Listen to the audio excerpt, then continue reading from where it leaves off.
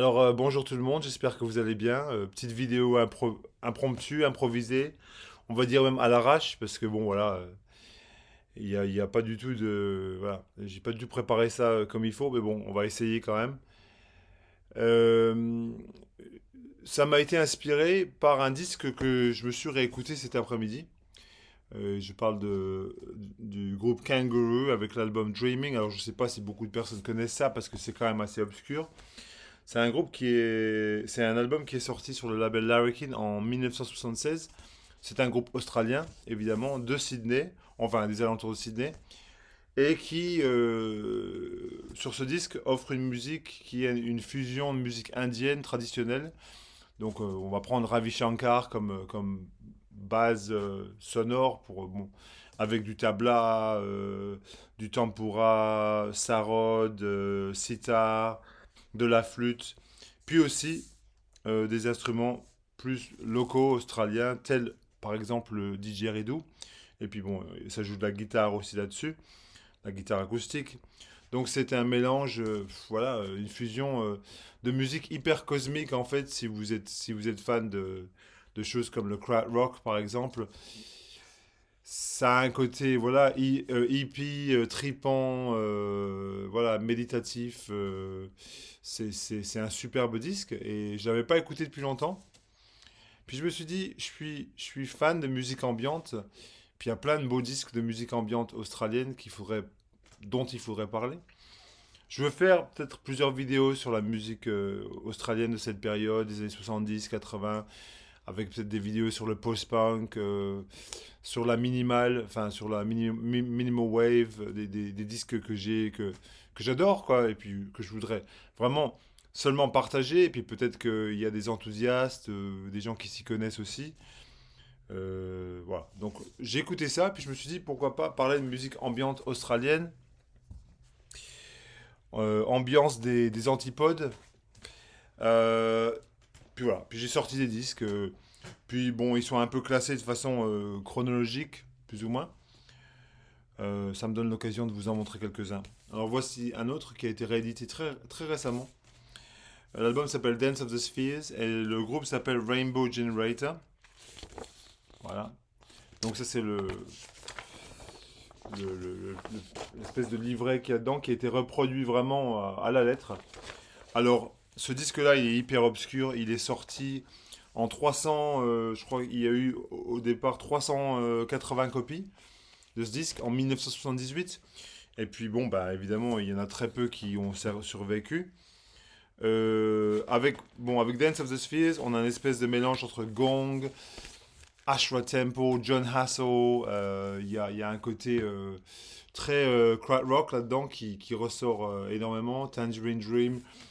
Donc voilà, ça me faisait penser à ça aussi, quoi. C'est un très beau disque. Ça vient de ressortir il y a peut-être un mois ou 2 mois de ça, sur un label qui s'appelle Left Ear, qui est un label de Melbourne et qui sort des raretés, en fait, des choses que personne ne connaît, quoi. Et en fait, le mec qui fait ça, il est vraiment dédié à la cause de ces beaux disques qui sont oubliés, quoi. Donc voilà, un autre disque, voilà, spacey, tripant, ambiant, voilà, c'est majestueux, quoi. Donc voilà, ça m'a fait penser à d'autres disques. Par exemple, j'ai ressorti celui-ci qui est pour moi un disque que j'affectionne particulièrement, Wetlands par Sam Mallet. Alors ça c'était un immigré de l'île Maurice en Australie. Ah, d'ailleurs, je dois dire il y en a beaucoup. Il y a beaucoup de Mauriciens ici en Australie. On en rencontre souvent. Moi j'en connais pas mal. Et le type, bah, le voilà, je vais vous le montrer parce qu'il est en photo là. C'est Sam Mallet. Il a enregistré tout seul dans son petit studio 4 pistes des, des musiques d'atmosphère quoi, qui sont inspirées par la nature australienne en fait. Alors ça rappelle beaucoup John Hassel, il y a des influences de Brian Eno, de Arvo Pärt, et puis de Robert Fripp aussi, le guitariste lumineux, légendaire, enfin qu'on ne, voilà, on ne nomme plus, même parce que tellement il a contribué à la musique électronique progressive dans les années 70. le guitariste de King Crimson. Donc on a ce truc de mélange d'ambiance à la John Hassel. Vraiment, c'est un son qui ressort vraiment. C'est des sons de nature qui sont, oui, des atmosphères vraiment euh, quasi tropicales, on va dire. C'est un disque magnifique. Ça a été réédité sur Musique Plastique. Alors, faut savoir que ces disques-là, ils sont jamais sortis en vinyle à l'époque. C'était que des cassettes Wetlands.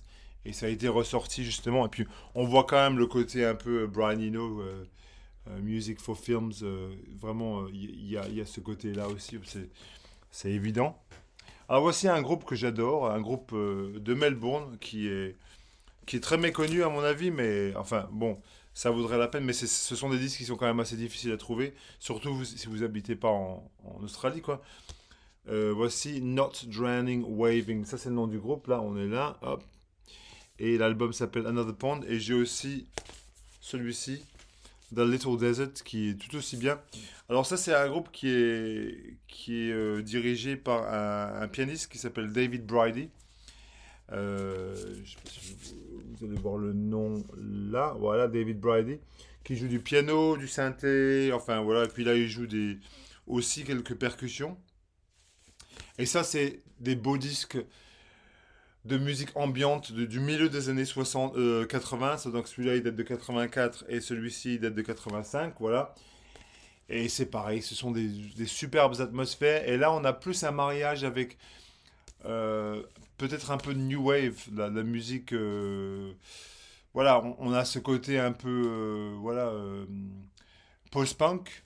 Et puis ce côté ambiant qui sont mariés là, mais ce sont des disques qui sont, voilà, il y a une évocation qui est quasi mystique sur la façon dont David Bridie joue du piano. C'est juste, c'est intemporel quoi, c'est superbe.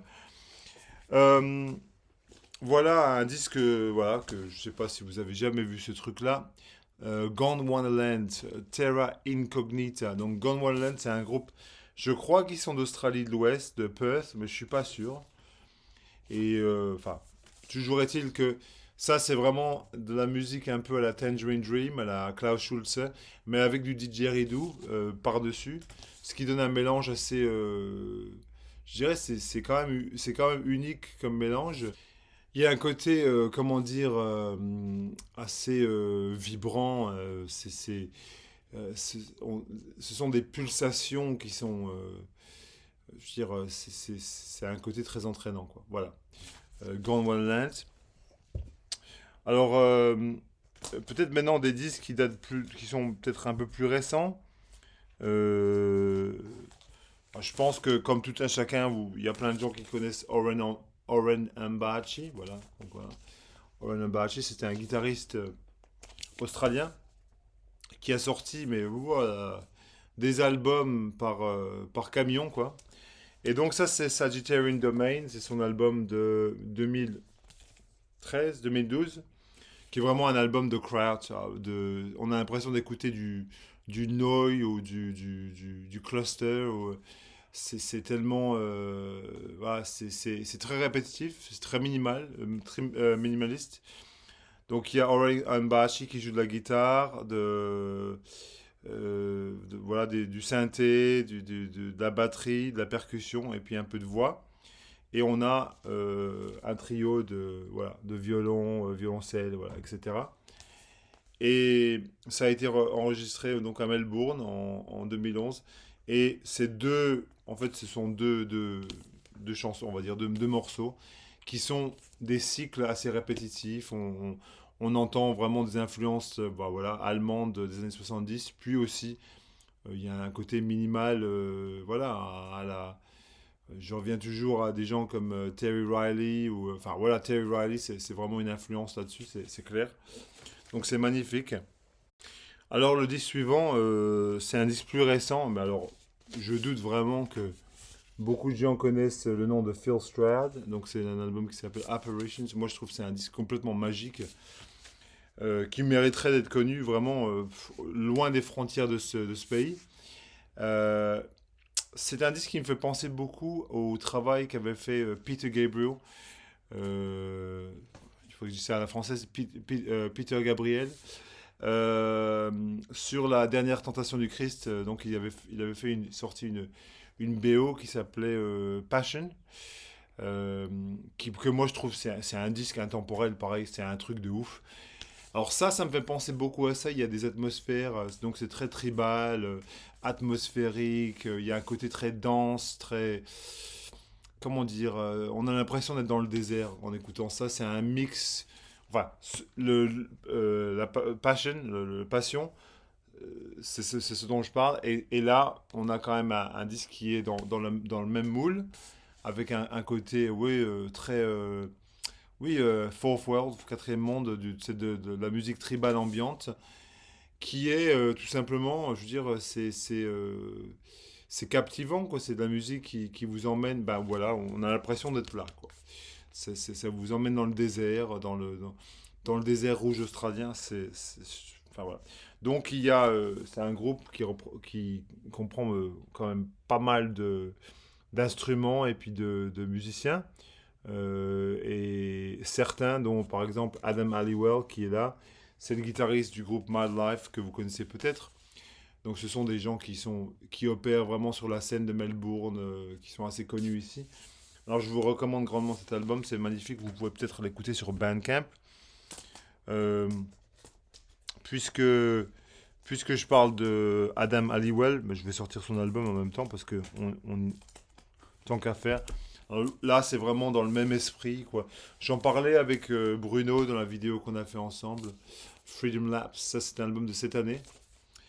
Donc c'est le guitariste de My Life, qui est un de mes groupes préférés de Melbourne. Et là, on est vraiment on est vraiment dans le moule John Hassel à 100%. Si vous aimez les disques comme Verno Equinox ou c'est quoi les disques de Hassel que j'aime bien, Power Spots, les disques qui ont un son enfin, qui ont des sons tellement typiques de John Hassel que c'est presque impossible de décrire vraiment avec des mots.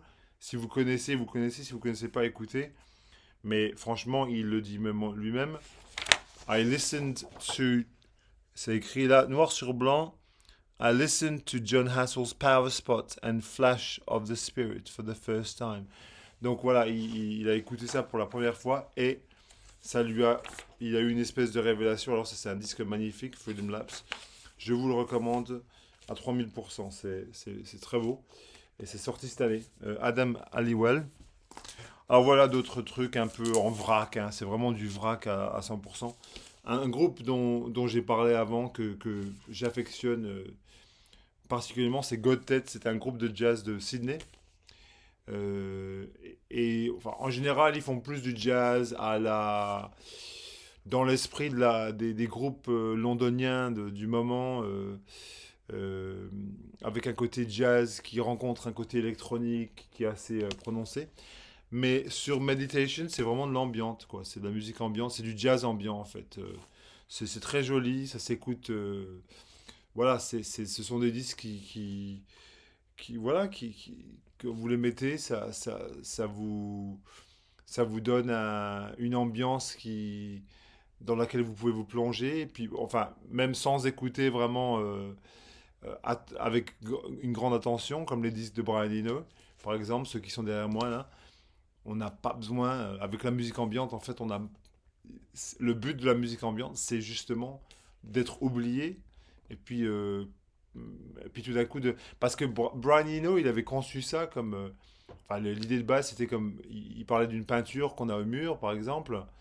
Et on passe pas toute sa journée à regarder la peinture. Parfois, on la regarde, parfois, on la voit, parfois, on la voit pas. Et la musique ambiante, c'est pareil. C'est de la musique qui est là pour être entendue quand elle a besoin d'être entendue et qui peut se fondre dans l'ambiance de la pièce quand on n'a pas besoin. Et je trouve que ça représente très très bien ça. Bon voilà. Là, c'est pas un disque de musique ambiante à proprement dit, hein. C'est un disque. Alors là, c'est hyper obscur encore une fois. C'est Lou. Alors Lou, c'est un guitariste.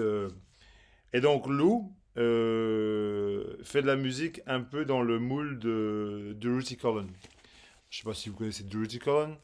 Ça, c'est pareil, c'est une référence pour moi ultime. C'est un type qui s'appelle Vinnie Riley, qui est de Manchester, qui a sorti la plupart de ses albums sur le label Factory Records, comme Joy Division, comme New Order, etc. Et qui a fait des disques de musique ambiante avec de la guitare solo et puis un peu de piano. Enfin, c'est beau à pleurer, enfin, c'est génial. Et s'inspire de beaucoup de cette musique-là, quoi. Et donc, c'est sorti il y a 1 ou 2 ans. Très, très limité. Alors ça, c'est un disque archi génial dont j'ai parlé euh, jusqu'à en m'endormir, quoi. C'est, voilà. Hillsville de Albrecht Labroy. Alors, Albrecht Labroy, c'est un duo, donc c'est Alex Albrecht et Sean Labroy.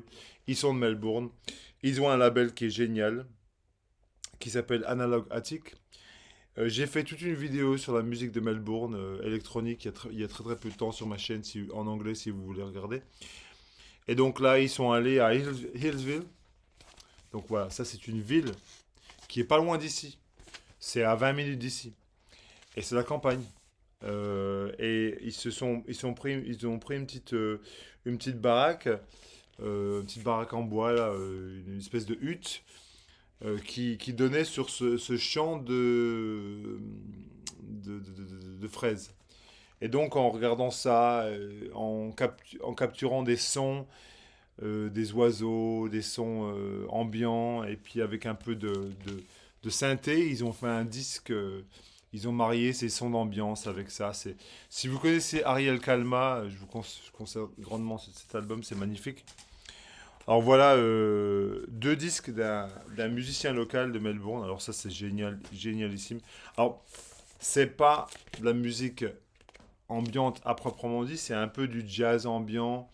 Ça me fait penser beaucoup aux atmosphères de Colin Stetson, qui est sur Constellation, le label canadien. Alors c'est des disques magnifiques. Donc le mec s'appelle Julian Wilson. Ça s'appelle Mutation. Alors sur le hype sticker qui est là, alors, on voit rien parce que ça, ça vous dit un peu les genres dans lesquels il faut classer ça. Atmosphérique, drone, glitch, expérimental, hypnotique, psychédélique, improvisation, enfin voilà, quatrième monde, fourth world, et du dark ambient. Donc ça dit là-dessus le nombre de genres dans lequel ça. Alors ça ce type-là, c'est un saxophoniste, et donc il joue du saxo, et ce sont des couches de saxophone qui s'entremêlent avec des effets sonores qui sont tout à fait voilà, hypnotiques. Et c'est sorti l'année dernière, je pense, si je ne m'abuse. Et l'autre aussi est très bien. Celui-ci, il est très joli aussi, quoi. Et pareil, voilà. Donc c'est très évocatif, très évocateur, je dirais. Encore une fois, très atmosphérique, très... voilà, John Hasso, Brian Eno, enfin voilà, on est dans le même moule. Et il s'appelle celui-ci Meditations, voilà. Bon, je vais finir très vite. Alors voici un disque qui est sorti cette année, qui est très très joli. Alors là, on est dans un domaine un peu différent. Ça, c'est vraiment du private press à 100%, quoi. Donc, private press, c'est le disque qui est sorti par les mecs qui ont fait le disque, ils ont pressé le disque eux-mêmes. Enfin, voilà, c'est vraiment le... C'est sorti à 200 copies, voilà, 200. Le groupe s'appelle Wild Owl et l'album s'appelle Tokwi ou Toki, ou je sais pas comment ils le disent d'ailleurs. Et je vous montre le groupe un peu. Vous avez donc du piano, du violoncelle, de la basse, trompette, du basson et la clarinette. Donc c'est un mélange de musique un peu ambiante et de classique moderne, quoi. On parle encore de Philip Glass. Si vous aimez le Kronos Quartet, par exemple, ça c'est génial. Ça marche très très bien. C'est dans le même moule, quoi. C'est les mêmes horizons un peu. Puis un côté, voilà, encore une fois, très très ambiant là-dedans, qui est très très joli. Et puis je vais finir par 3 disques qui sont un peu plus ou moins reliés. Alors ça c'est un disque qui date de 2021. J'avais acheté ça pendant le lockdown où on avait été en lockdown absolu ici. Agoraphora. Non, Angophora. Sorry. Pardon. Voilà, Angophora. Donc ça c'est un groupe de Sydney. Ok. L'album s'appelle Together. Et c'est très beau, c'est de la musique ambiante. Encore une fois, je repense à John Hassel, Peter Gabriel. Et le type qui est là-dedans s'appelle Max Santilli. Et donc je vais vous parler de son album là, qui est magnifique. Et donc Santilli, voilà, c'est son album de cette année. Alors lui, il joue de tout, quoi. Voilà, tous les instruments possibles et imaginables. Et ça donne vraiment un mix un peu entre du Weather Report et puis voilà, du Brian Eno. Enfin, c'est un peu tout ça. Et puis, sur le même label, Mad Habitat Records. Le dernier disque que je vais vous montrer, c'est celui-ci. Il est magnifique aussi. Possum with the Birds. Donc ça, c'est un album effectivement encore très Colin Stetson avec du beau saxophone. Enfin, je veux dire, c'est magnifique. C'est vraiment, vraiment magnifique. C'est sorti cette année aussi. Et voilà, c'est très drony, enfin, comme on dit, avec beaucoup de drones et très ambiant. C'est sublime. Voilà. Donc j'espère que vous avez aimé ce tour d'horizon des musiques ambiantes locales. Voilà. Si vous avez des commentaires à me laisser, n'hésitez pas. Mais soyez polis. Allez, au revoir.